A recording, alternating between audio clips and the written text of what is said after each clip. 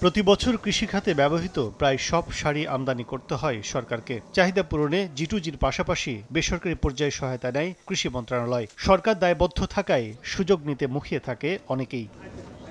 কৃষি মন্ত্রণালয় সবশেষ টিএসপি আমদানির লক্ষ্যে ২৪ জুলাই থেকে ১ আগস্ট দুপুর ১২টার মধ্যে দরপত্র তৈরি ও জমা দেওয়ার বিজ্ঞপ্তি দেয়। এর মধ্যে দুদিন সাপ্তাহিক ছুটি থাকায় পুরো কর্মদিবস হাতে থাকে মাত্র ৫ দিন। আন্তর্জাতিক পর্যায়ের পণ্য আমদানির বিজ্ঞপ্তি কেন এত স্বল্প সময়ের, যৌক্তিকতা বা আইনের লঙ্ঘন হচ্ছে কিনা তা জানেন না কৃষিমন্ত্রী।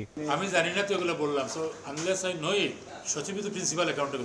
এবার দেখব পাবলিক প্রকিউরমেন্ট রুলস পিপিআর কি বলছে। সাধারণত ৫ কোটি টাকার বেশি মূল্যের পণ্য কিনতে হলে দরপত্র জমা দেওয়ার সময় ন্যূনতম ২৮ দিন, আর জাতীয় দুর্যোগ মোকাবিলায় জরুরি ভিত্তিতে তা হতে পারে সর্বনিম্ন ১০ দিন। কিন্তু কৃষি মন্ত্রণালয়ের দরপত্রে বিজ্ঞপ্তি অনুযায়ী উল্লেখিত প্রতি লটে ৩০,০০০ মেট্রিক টন টিএসপি সারের দামই বর্তমানে প্রায় ২৩০ কোটি টাকা। এছাড়া পুনর্দরপত্র হলেও উল্লেখ করতে হবে বিষয়টি। কিন্তু পিপিআর অনুযায়ী হলে কোনো ফ্রেমওয়ার্কে না পড়ায় চলমান দরপত্রের বিজ্ঞপ্তি বেআইনি বলছেন বিশেষজ্ঞরা। ২৫০টিরও বেশি ডিজাইন অপশন নিয়ে ওয়ালটন স্মার্ট ফ্রিজ, বোঝে আপনার প্রয়োজন। সরকারি প্রকিউরমেন্ট রুলের গুরুতর ভায়োলেশনের গুরুতর অপরাধ এটা, এবং সেই ক্ষেত্রে এটা মানে এই ট্রানজাকশনটা যদি এটা কোনো সিলেকশন হয় তাহলে সেই সিলেকশন বাতিল হয়ে যাবে। পিপিআর শর্ত পরিপালনে অনিয়ম হলে প্রতিযোগিতার পরিবেশ নষ্ট হবে বলে মনে করেন অর্থনীতিবিদরা। দাম বেশি দিয়ে আমদানি হলে অপচয় হবে রাষ্ট্রের অর্থ।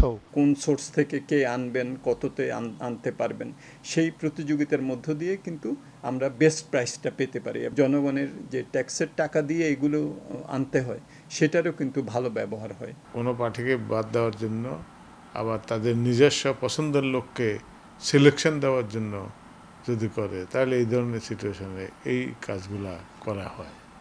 অতীতেও কিন্তু এটা নজির বহুত আছে। তথ্য বলছে চলতি মাসের শুরুতে প্রথম দফার দরপত্রের মেয়াদ শেষ হয় ৪ জুলাই। কিন্তু দ্বিতীয় পর্যায়ের এই টেন্ডারের পূর্বের স্মারক সংশ্লিষ্টতা বা পুনর্দরপত্র উল্লেখ না থাকায় যথাযথ নতুনভাবে দরপত্র আহ্বানের নিয়ম মানতে হবে বলে জানান সরকারের দরপত্র পরিচালনাকারী সংশ্লিষ্ট অনেকেই।